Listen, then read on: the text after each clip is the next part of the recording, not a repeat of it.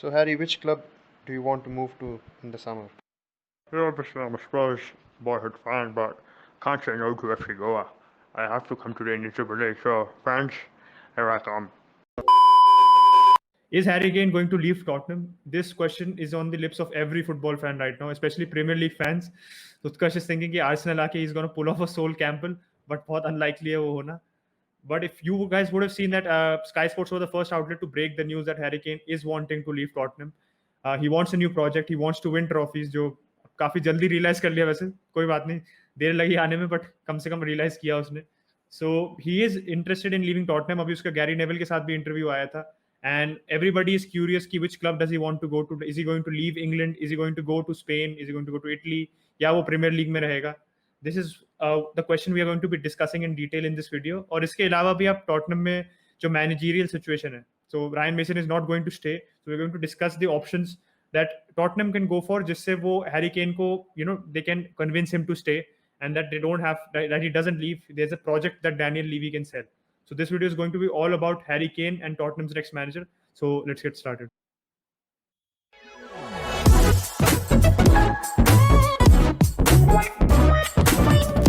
भाई केन एक ऐसा प्लेयर है यार जिसको कोई इंट्रोडक्शन की जरूरत नहीं. ऑब्वियसली अगर उसके नंबर्स की थोड़ी सी बात करें ब्रीफ में तो 244 appearances in the Premier League, 165 goal है भाई के, 33 असिस्ट एज ऑफ नाउ. जब तक वीडियो आता है तब तक शायद बदल सकता है भाई लोग. तो अगर कमेंट्स में कोई जो वीडियो शूट कर रहे हैं, क्योंकि पिछले वीडियो में सेरिटन भाई पे काफी लोग कह रहे थे यार, तो हमने मैंने सोचा बता दो कि जब वीडियो शूट कर रहे थे तब वो न्यूज नहीं आई थी यार.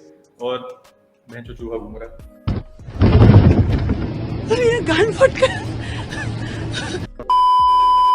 Coming back to the point, चूहा जा चुका है कि सेरिटन वाले उस पर कह रहे थे. तो अभी के नंबर्स हैं. ऑब्वियसली अगर हैरी केन वापस आए तो कोई डाउट नहीं है, 2 बार गोल्डन बूट जीता 2015-16 में, 2016-17 में, और ट्रॉफी नहीं जीता है जो एक कह सकते हो जीतना चाहता है. चैंपियंस लीग में भी नहीं खेलेगी टॉटनहम इस सीजन में, नहीं नेक्स्ट सीजन भी नहीं थी. तो मैं कहूँगा वो गलत नहीं है, उसका एम्बिशन थोड़ा सा ज्यादा है. Obviously he wants to be the big player, और उसके लिए आपको चैंपियंस लीग भी खेलना पड़ेगा. जो सबसे बड़ी एक्लीज हील बोल सकते हो इस ट्रांसफर है वो होगी यार उसका 6 ईयर का कॉन्ट्रैक्ट जो उसने 2018 में साइन किया था. और ऑब्वियसली अभी 3 साल बचे हैं, 2024 तक रन करेगा वो. तो जो स्पर्स पैसे मांग रही है, ऑब्वियसली डेनियल लेवी 2001 से चेयरमैन है भाई, तो he knows out in and out about football. तो भाई सस्ते में नहीं जाने देगा किंग को. एक जो इनिशियल रिपोर्ट्स आ रही है दैट इज अराउंड 120 मिलियन. अब जब 120 मिलियन का फिगर सामने आता है तो 2 क्लब तो जो बड़े क्लब हैं वो सीधे स्पेन से बाहर हो जाते हैं. रियल मैड्रिड पे भी भाई बहुत लोन है, बार्सिलोना तो छप्पड़ फाड़ के लोन है. तो I think we should negate both of them out. उसके बाद बात करूं तो यार बायर्न को केन की जरूरत नहीं, they have left a free scoring Lewandowski. अगर इटली की बात करें तो यार मुझे लगता है वो जुवेंटस जाएगा, क्योंकि irrespective of the fact Juventus finish top 4, top 5 और top 5 in the champions league और द यूरोपा लीग. तो मेरे ख्याल से केन का एम्बिशन थोड़ा सा ज्यादा है. हो सकता है रोमा जाके वापस मूरिन्हो को ज्वाइन करना चाहे तो that is a different thing. लेकिन जुवेंटस को मुझे लगता है फंड्स है इन दिस पैंडेमिक स्पेशली. और एक जो सब लोग बात करेंगे, एक क्लब है that can afford him, that have the money. Obviously तेल का पैसा भाई लोग. तो इज पीएसजी डेफिनेटली. जो 3 फैक्टर्स मैं कहूंगा उसके वहां पे आते हैं. PSG can afford him, they can pay 120 million, इसमें कोई डाउट नहीं है. Obviously they can pay salary demands. And तीसरा फैक्टर जो एक major factor is Mauricio Pochettino in this deal. लेकिन ये डील होना यार मुझे बहुत मुश्किल लगता है. मैं जो मेरे पर आप लोग डिसएग्री कर सकते हो, लेकिन मैं जो रीजन दूंगा शायद उसके बाद आपका माइंड चेंज हो. ये सबसे पहला तो यार कि केन मुझे लगता है has more ambition. he wants to play in the highest league, French league. Obviously PSG are challenging in the Europe right now, लेकिन फ्रेंच की लीग इतनी कह सकते हो इंट्रिगिंग नहीं है. और मुझे लगता है he wants to break the Alan Shearer record.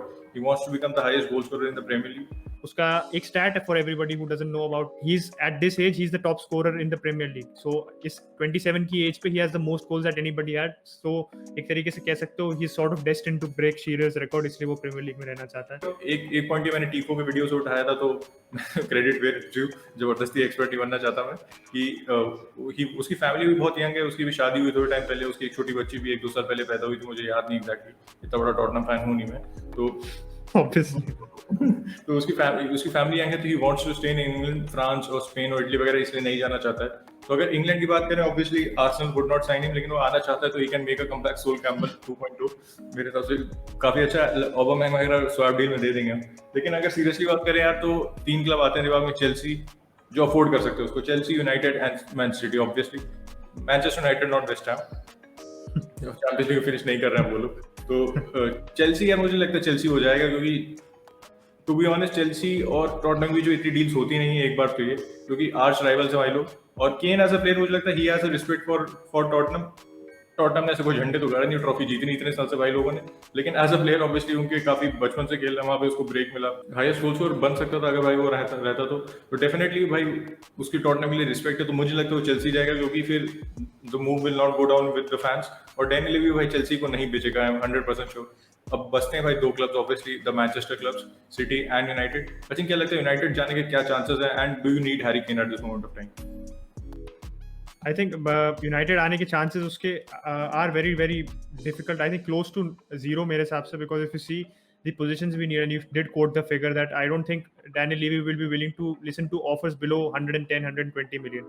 He is a shrewd negotiator, जैसा उत्कर्ष ने भी कहा, and going to United, I think coming to United I think will be very difficult. And if you see United और Spurs के बीच में जो transfers हुए हैं in in their history, बर्बटॉव आया था, डिमिटार बर्बटॉव, माइकल कैरिक आया था, but those are also very drawn out transfers, बहुत ज्यादा, मतलब आप जो प्राइस चाहिए था डैनियल लीवी को, ही अल्टीमेटली गॉट इट। वो मतलब उसका you can say that's a good quality in him, he he fights tooth and nail to keep his players, अपने राइवल्स को बेचने से बिल्कुल ही अवॉइड्स, बहुत और होता भी नहीं है कभी। आप नॉर्मली देखो टॉटनम से the other top 6 clubs barely ऐसा होता है कोई प्लेयर जाए।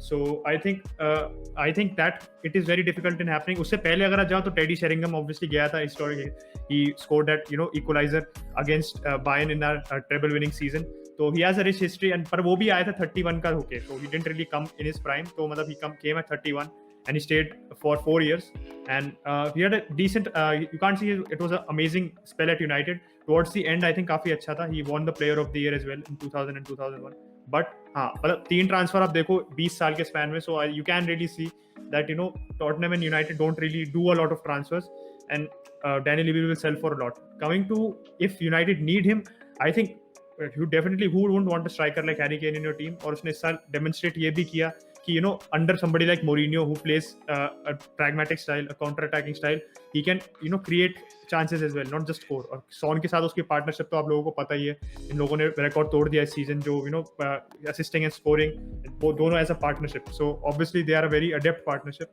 So I don't think he'll come to United. वही मैं अगर summarize करूँ तो I think it's like right player at the wrong time. There are a lot more holes to fill in our team, defense में, in the midfield and at the right wing position. So I personally, if you spend a 120 million on United, you don't get anybody else. So I don't think it's the right signing for us. Definitely यार, केन के साथ एक ये city manager वाले एक point रखना चाह रहा था केन पे, कि केन के साथ मुझे ऐसा लगता है that money could be invested somewhere else, जो ज्यादा बेटर वैल्यू है. Obviously I am talking about Erling Haaland. अगले साल उसका 75 मिलियन का contract will kick in, 75 million का buyout clause will kick in. तो देखने वाली बात होगी कि कहाँ इन्वेस्ट करते हैं. और सिटी की बात करें तो सिटी के साथ वही है जो कि they do not tend to pay 120 million for a player. एफकेआरवाई के साथ भी हम स्ट्रीम कर रहे थे टॉटनम पे, तो उन्होंने कहा था कि सिटी जाके 40-50 के 2-3 प्लेयर खरीद लेगी rather than buying 1 player for 120 million. लेकिन ये है कि going to City make sense, क्योंकि obviously Aguero is leaving, they need a new world class striker to challenge for the titles. इस सीजन वो बिना स्ट्राइकर के खेल गए, लेकिन अगले season back to back to win Premier League you need a top number 9, इसमें कोई डाउट नहीं है. भले इस सीजन बिना नंबर 9 के वो चल गए, लेकिन अगले सीजन को चाहिए होगा. तो केन कह सकते हो is a perfect fit right now for city. लेकिन सिटी इतने पैसे देती है नहीं देती है, ये देखने वाली बात है. वेज डिमांड तो मैच कर जाएगी टॉटनम की, लेकिन ट्रांसफर फी मुझे लगता है कुड बी अ स्टम्बिंग ब्लॉक. अगर हम लोग मैनेजर्स में हैं तो मुझे लगता है केन का रुकना बहुत मुश्किल है. लेकिन कुछ अगर ये एक स्टम्बिंग ब्लॉक है, वही प्राइस मनी है और 3 साल का कॉन्ट्रैक्ट है, तो अगर डेनियल लेवी रोकना चाहता है टू बी ऑनेस्ट, एंड केन सस्ती हरकतें नहीं करता डेम्बेले जैसे गोज ऑन अ स्ट्राइक, जो मुझे लगता नहीं वो करेगा, तो हो सकता है may be for another year, या फिर कह नहीं सकते. अभी काफी लंबा ट्रांसफर आगे चलेगा केन का, देखते हैं क्या होगा. जैसे coming on to the manager, Achin क्या लगता है कि पहले इंग्लैंड के मैनेजर्स की बात कर लेते हैं, क्योंकि इंग्लैंड में भी काफी शूटर्स हैं, टॉटनहम जॉब के लिए काफी लोग लिंक हो रहे हैं. तो पहले इंग्लैंड के मैनेजर्स की बात करेंगे, then move on to for the foreign managers, कह सकते हो जो out that are not right now employed out of England. Achin क्या लगता है इंग्लैंड में कौन से मैनेजर्स है जिनको टॉटनहम को कह सकते हो स्काउट करना चाहिए, या फिर they could potential sign him as a manager next season?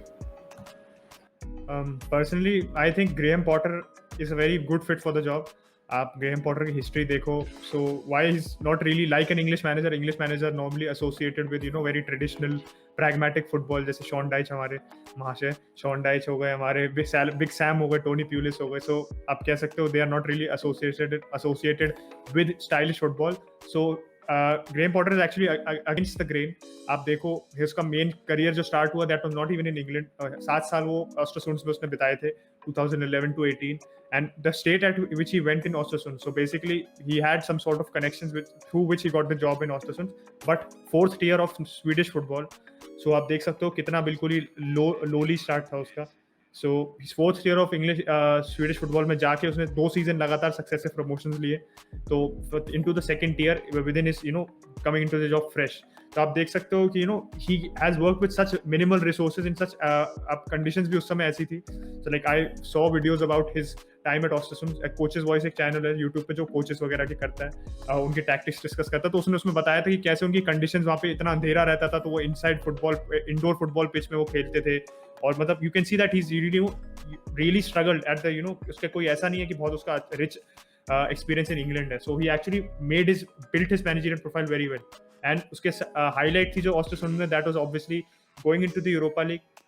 2015 में वो प्रमोट हुए थे एल्सवेंस्कन जो फर्स्ट ईयर है स्वीडिश फुटबॉल का, and in the Europa League second they won the Svenska Cup in 2017. तो कप जीत के वो second round of qualifying of the Europa League, थोड़ा सा mouthful है, so I'm being very slow in explaining it to you guys.